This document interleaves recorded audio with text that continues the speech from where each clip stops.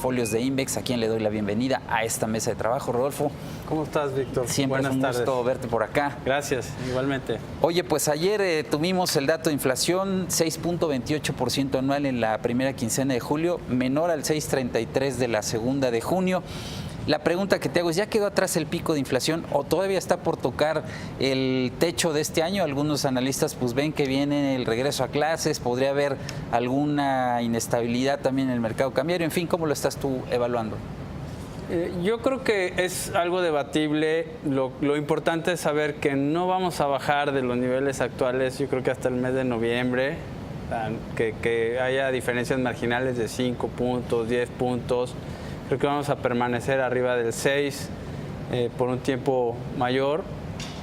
Nadie espera un punto de inflexión tan temprano en la inflación, pero creo que en la expectativa general sigue estando que vamos a tener una inflación que hacia el fin de año y sobre todo a principio del año que entra va a pegar un bajón que puede llegar a ser significativo, ¿no? Claro, ya porque no tendremos el efecto gasolina. Por el efecto estadístico y quizá puedan añadirse otras cosas, ¿no? Hasta ahora lo que vemos pues son, digamos, una desaceleración de las inflaciones que veíamos en algunos subíndices, principalmente de mercancías, y efectos aislados que siguen brotando ahí, ¿no?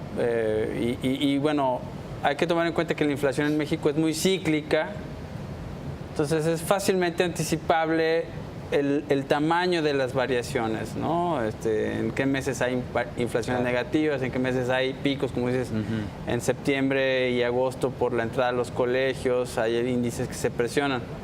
Yo creo que en el mercado la sensación es vamos a permanecer con inflaciones arriba de 6 y posiblemente el fin de año veamos una baja.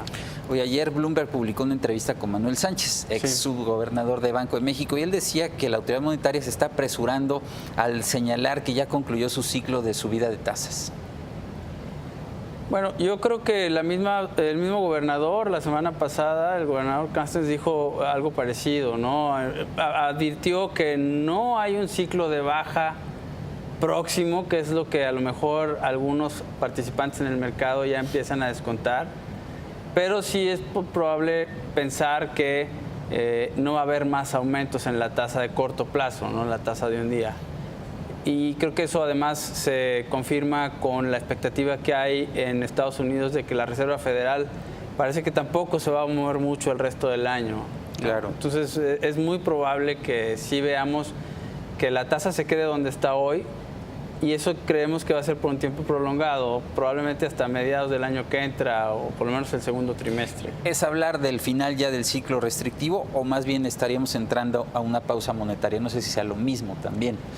No, yo creo que la postura del Banco de México va a continuar siendo restrictiva hasta que no haya resultados muy fehacientes o muy tangibles de que la inflación realmente dobló su trayectoria y estamos en una situación de una inflación más baja, alrededor del 4 o 4,5%, ¿no? Mientras eso no pase, la postura seguirá siendo restrictiva, como lo es hoy, con una tasa que relativamente al resto del mundo es alta, ¿no? En el nivel en que la puso el Banco de México. Hablabas de que es importante, pues, o se ha señalado por parte del Banco de México la importancia de mantener una postura relativa frente a la Fed. Dices, no habrá muchas noticias por el lado de la Fed en lo que resta del año. ¿Seguirá siendo relevante entonces el amplio diferencial, que es amplio, de tasas entre México y Estados Unidos? Va a seguir habiendo un diferencial amplio por bastante tiempo, tomando en cuenta que la Fed no se va a mover rápido y hoy tiene una tasa de 1.25 y el Banco de México la ubicó en 7. Entonces ese diferencial no se va a reducir de manera súbita. Yo creo que vamos a tener que ver una progresión en donde la Fed poco a poco va a ir subiendo a una tasa un poco mayor y en donde el Banco de México eventualmente, hacia bien entrado el 2018, con una inflación distinta a la que hay hoy, posiblemente plantee la idea de un ciclo de baja de tasas, ¿no? De regresar las tasas a un nivel más normal. ¿Qué pasa con el tipo de cambio, Rodolfo? Vimos en las jornadas anteriores una recuperación importante. El peso llegó a 17.50, pero se está regresando. O sea, está hoy el tipo de cambio 17.80. ¿Veremos todavía este escenario de volatilidad? Además viene la renegociación del TLC a partir del 16 de agosto. No sé si el mercado esté sensible a eso o al tema de la Fed. No sé qué estás viendo tú. No, yo pienso que ninguna tendencia en los mercados es lineal, ¿no? Siempre hay tomas de utilidades.